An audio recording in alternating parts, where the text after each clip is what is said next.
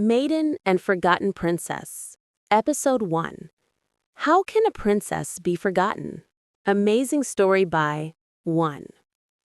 Once there was a maiden named Temi. She was down to earth, humble, and full of life. At 20, she had grown into a young woman of rare beauty. Her innocence was reflected in her eyes, and her smile could brighten even the dullest day. One morning, as the sun rose gently over the hills, Temi wandered into the green fields to gather wild fruits and dry sticks. These were for her grandmother, who used them for cooking.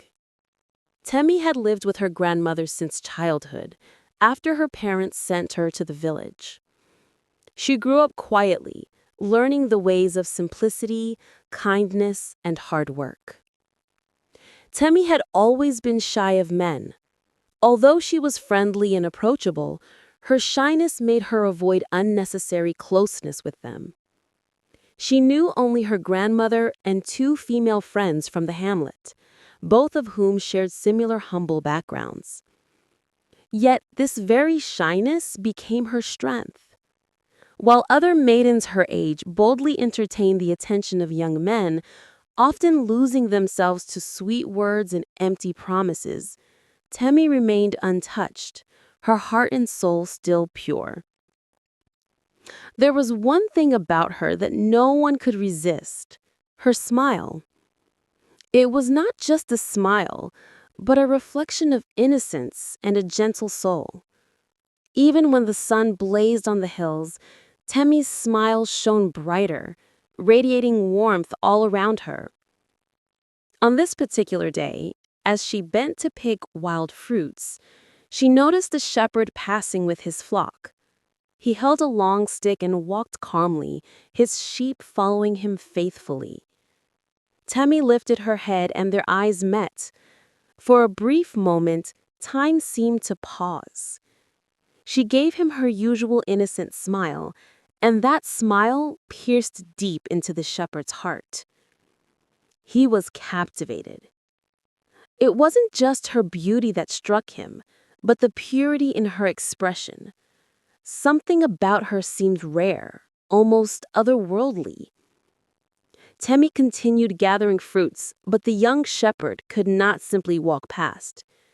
He cleared his throat and approached gently. "Excuse me, my dear," he said softly. "Are you from here?" She straightened shyly. "Of course I am from here," she replied, her voice low but filled with sweetness.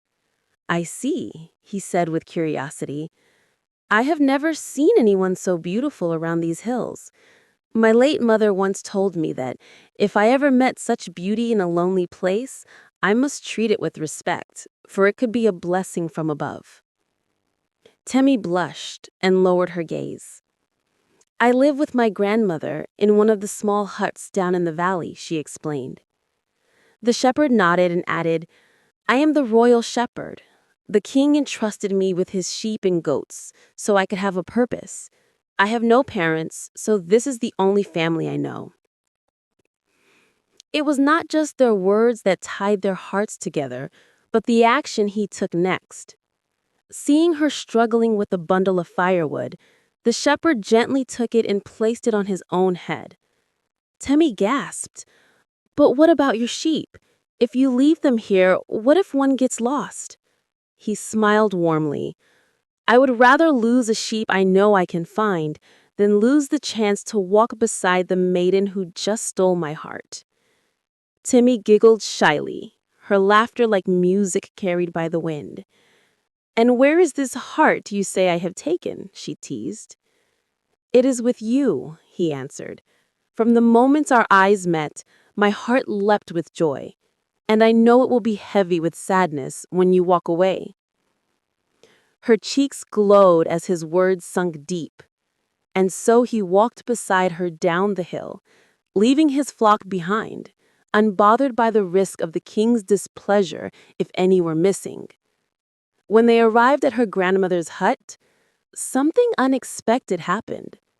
Something that neither Temi nor the shepherd could ever forget. To be continued.